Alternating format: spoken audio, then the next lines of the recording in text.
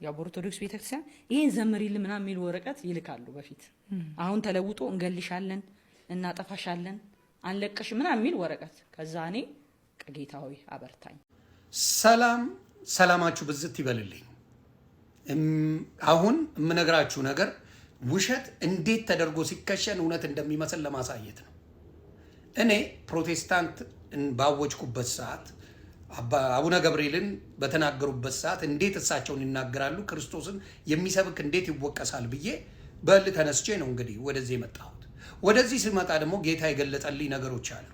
መከፋፈል መኖሩን፣ በክርስቶስ ጉዳይ ላይ ጭቅጭቅ እንደሆነ መበታተናቸውን ማቀው ታሪክ የለም ጌታ ኢየሱስ በሚያውቀው በተወሰነ መልኩ እንጂ ብዙ እንደዚህ ውጥንቅጡ የወጣ ነገር እንዳለ አላቅም ነበር። እቺ ሴት ምን አድርጋለች? በጌታ ኢየሱስ ላይ ዋሽታለች። ኦርቶዶክስ መድረክ ላይ ያለው በምናገርበት ሰዓት ኦርቶዶክስ ምን አድርጋኛለች ብላለች? ይተፉብኝ ነበር፣ ይሰድቡኝ ነበር፣ መጥፎ ነገር ይናገሩብኝ ነበር ብላ ዋሽታለች። እኔ ምስክር ነኝ። ሁላችሁም ታያላችሁ። የቴክኖሎጂ ዘመን ነው። ከ9 ዓመት በኋላ መታ ነው እንደዚህ አይነት ድራማ የሰራችሁ። ለምን? በእኔ ጉዳይ ላይ ብጥብጥ ተነስቷል። ግራ ተገባብተዋል። ውሸታቸው ተጋልጧል። ውሸታቸው በተጋለጠበት ሰዓት አንቺን አምጥተው ሲሰድቡኝ፣ ፓስተር በጋሻው ምትለው ሲሳደብ፣ ፓስተር ትዝታው ብትለው፣ ኤርሚያስ ብትለው ምናምን ተሳድበው ሁሉ ነገር በእኔ ላይ ብዙ ሴራ ሲሰራብኝ ያ ነገር ስለከሸፈ ስላያችሁ እርግማኑ ጭምር ስታደርጉብኝ ተሰባስባችሁ ስላልሰራ ምን አረጋችሁ? ከ9 ዓመት በኋላ አንቺ መጥተሽ ምን አይነት ነገር ማድረግ ፈለግሽ? ኦርቶዶክስ ይተፉብኝ ነበር ክርስቶስን ስላልኩኝ ብለሽ ሶፍት ይዘሽ የውሸትን እንባ እያነባሽ ዋሽሽ። በክርስቶስ ላይ በኦርቶዶክስ ላይ ዋሽሽ።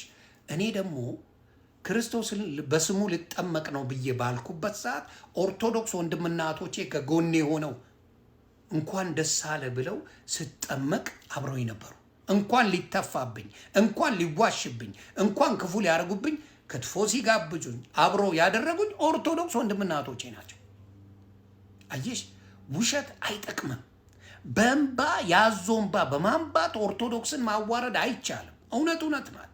አውሬነት ያለው ክፋት ያለው መከፋፈል ያለው እናንተ ቤት እንጂ ኦርቶዶክስ ቤት አይደለም።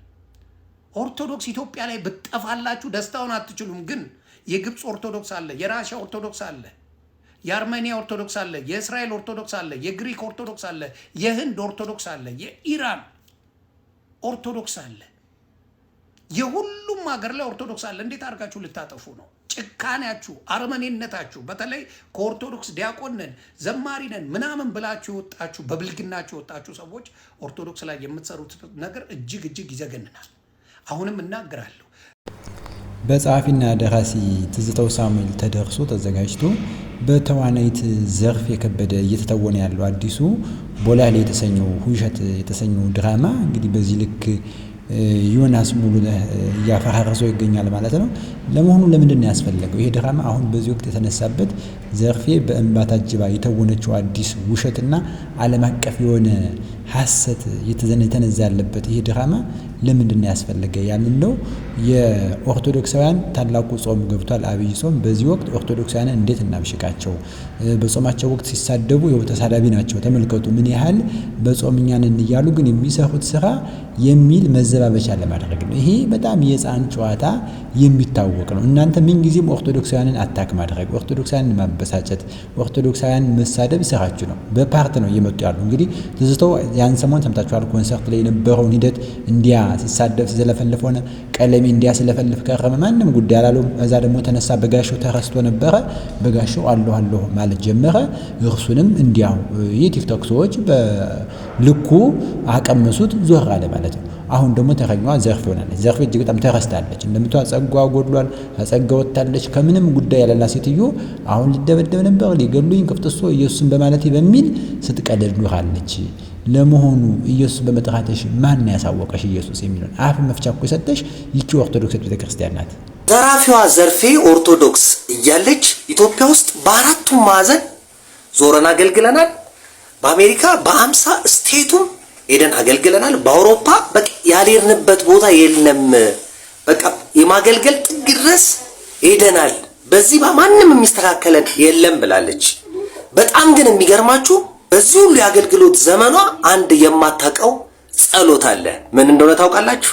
አንድ አምላክ በሚሆን በእግዚአብሔር አብ እናምናለን። ሰማይና ምድር በፈጠረ የሚታየውና የማይታየው ዓለም ሳይፈጠር ከእርሱ ጋር በነበረ አንድ የአብ ልጅ በሚሆን በአንድ ጌታ በኢየሱስ ክርስቶስ እናምናለን። በብርሃን የተገኘ ብርሃን እውነተኛ አምላክ የተወለደ እንጂ ያልተፈጠረ በባህሪው ከአብ ጋር የሚተካከል ሁሉ በእርሱ የሆነ በሰማይም ካለው በምድርም ካለው ያለ እርሱ ምንም የሆነ የለም። ስለኛ ስለ ሰዎች እኛን ለማዳን ከሰማይ ወረደ። በመንፈስ ቅዱስ ግን ቅድስት ድንግል ማርያም ፍጹም ሰው ሆነ። ደግሞም ስለኛ ተሰቀለ። በጴንጤናዊ በጲላጦስ ዘመን እሱ መከራን ተቀበለ፣ ሞተ።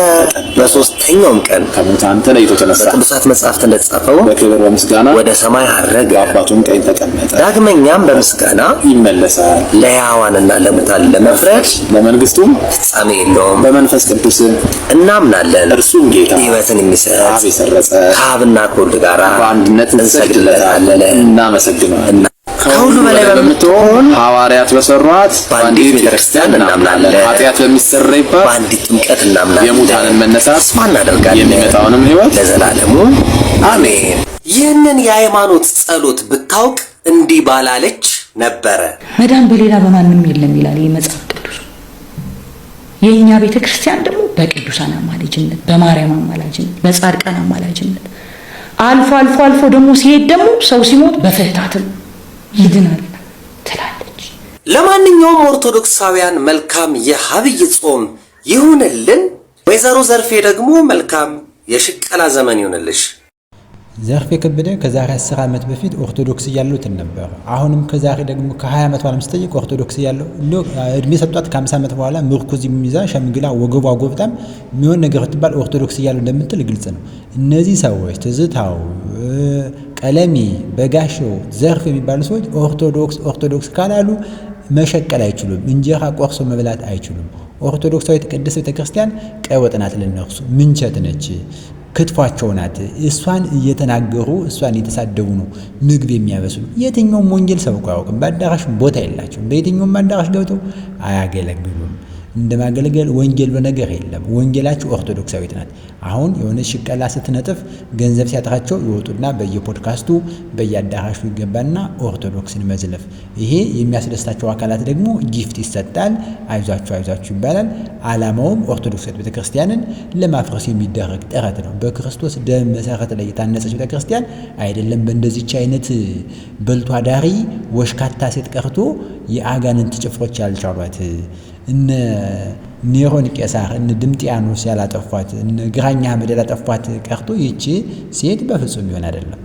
ኦርቶዶክስ ቤተክርስቲያን ይህንም ያህል መስቀል አንጠልጥላ ኢየሱስ ሲባል ሰዎችን እንታሳደድ ከሆነ ማርያም ሲባል የማይረበሹ ከሆነ ችግር አለ ማለት ነው የሚል ደግሞ ሌላ ጥያቄ። ለምንድን ነው ኢየሱስን አይደለም ወይ የምናመልከው? በቅንነት ነው። እኔ የእውነት ኢየሱስን አይደል ወይ? እንግዲህ ቤተክርስቲያን የእውነት አምድ ነች፣ መሰረት ነች፣ እንዲሁም ደግሞ የህይወት ባህር ነች። ጌታዋ ደግሞ የህይወት ምንጭ ነው እና በባህር ውስጥ ያለ ድንጋይ ከባህሩ ውሃ ስላልጠጣ ውሃ የለም ያስብላሉ ወይ ነው። ልክ በዚህ በሮሜ ምዕራፍ 3 ቁጥር 3 ላይ የማያምኑ ቢኖሩ አለማመናቸው የእግዚአብሔርን ታማኝነት ያስቀራልን ይለናል ቅዱስ ጳውሎስ ማለት ነው። አንዳንድ ድንጋዮች ደግሞ ጌታ እንደነገረን በቢታንያ ያሉ ድንጋዮች እንደሚጮሁ እንደሚያመሰግኑ ሲነግረን ምን ይለናል? ማለት ከእንደነዚህ አይነት ሰዎች ይሻላሉ አንዳንድ ድንጋዮች።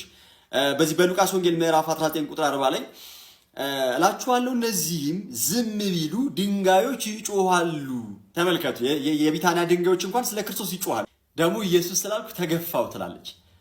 ቤተ ክርስቲያን ስራዋ፣ ስብከቷ፣ ምግባሯ፣ ምልክቷ ሁሉ የክርስቶስ እኮ ነው። ለ365 ቀን ዓመቱን ሙሉ ሳታቋረጥ ሰዓታት፣ ማህሌት፣ ቅዳሴ እያለች ክቡር ስጋውን ክቡር ደሙን የምታቀርበው የማ ቤተ ክርስቲያን ነች? እስኪ እንደው በጠራራ ፀሐይ አይንሽን ጨፍነሽ ፀሐይ አልታየሽምና ፀሐይ አልወጣችም እኮ አይባልም። እናቱ አይንሽን ስላልገለጥሽ ነው መልሱ። ክርስቶስ ስለዘመርኩኝ ጴንጤ ልትሆኝ ነው እንዴ? አንቺ ሰው ጴንጤ ሆንሽ እንዴ ተባልኩኝ ምናምን። ኧረ አይመጣውም በጌታ ስም። ከዛሬ 500 ዓመት ዘመን በፊት ማለት ነው ስለ ክርስቶስ ሲዘመር እነዛ ሰዎች ምን ሆኑ ነበር የሚባሉት? ያላዋቂ ሳሚ ንፍጥ ይለቀልቃል ምናምን የሚባል አባባል አለና በእውነቱ ከሆነ እኛ እኮ አንቺን አናቅሽም ነበር። ያወቅንሽ በዝማሬሽ ነው። የኔ ናርዶስ የኔ ቤዛ ብለሽ ዘመርሽ።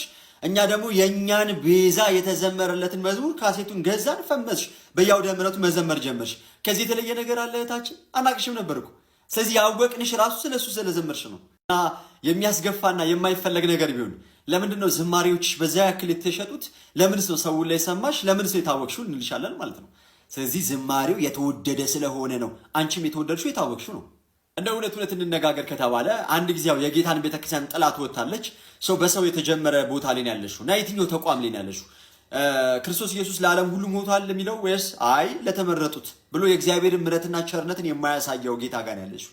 ወይስ ጥምቀት ለድህነት ብለው የሚሉት አይ አይደለም ሰው ከዳነ በኋላ ይጠመቃል እናም ደግሞ የሚያደርገው ደግሞ ትእዛዙን ለመፈጸም ነው ብሎ የሚናገሩት ጋር ነው ያለሽው? ወይስ የጌታችንና የመድኃኒታችን የኢየሱስ ክርስቶስ ስጋና ደም ሕይወትን ይሰጣል አማናዊ ነው ብለው የሚያስተምሩት ጋር ነው ያለሽው? አይ አይደለም ይህ እንደ ማንኛውም የተሰጠ ትእዛዝ ነው፣ በቃ ትእዛዙ እንደማክበር ይደረጋል እንጂ ሕይወት የሚሰጥ አይደለም ብለው የሚሉት ጋር ነው ያለሽው? የትኛው ጋር ነው ያለሽው እህታችን? እና ራስሽን ብትመለከቺ መልካም ነው።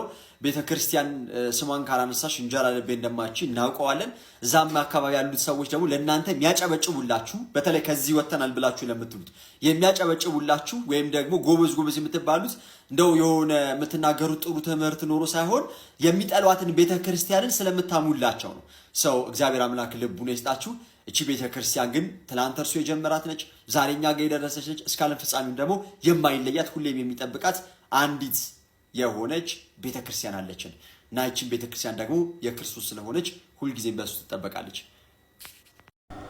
ናፍቆት ለካ መድኃኒት የሌለው በሽታ ነው። የኢትዮጵያ ቤተ ክርስቲያን ኦርቶዶክሳዊት ቅድስት ቤተ ክርስቲያን መናፈቅ እንዲሁ እግዚአብሔር ይማር የሚሉት በሽታ የሆነባቸው ሰዎች ዘርፌ፣ ትዝታው፣ በጋሻው እነ ቀለም የሚባሉ ሰዎች ጋግርት ይዟቸዋል። ይህ የመጨረሻ ጋግርት የሆነ እንደ ካንሰር የሆነ የናፍቆት በሽታቸው በጣም እያሰቃያቸው ያሉ በሽተኞች ናቸው እና በተለያየ ጊዜ ውሸትን፣ ሐሰትን እንዲህ እየደባለቁ ከሰማይ የገዘፈ ውሸት በዚህ አንደበቷ ሲነገር ማየት እጅግ በጣም በዚህ እድሜሽ ይህን ያህል ውሸት ምን ያህል እንጀራ ብትበይ ነው? ምን ያህል እንጀራ ልትበይ ነው? እናት ዓለም እንዲህ ያለ ሆድ ማስፋት ምን ይበጅሻል? ምንስ ይጠቅምሻል?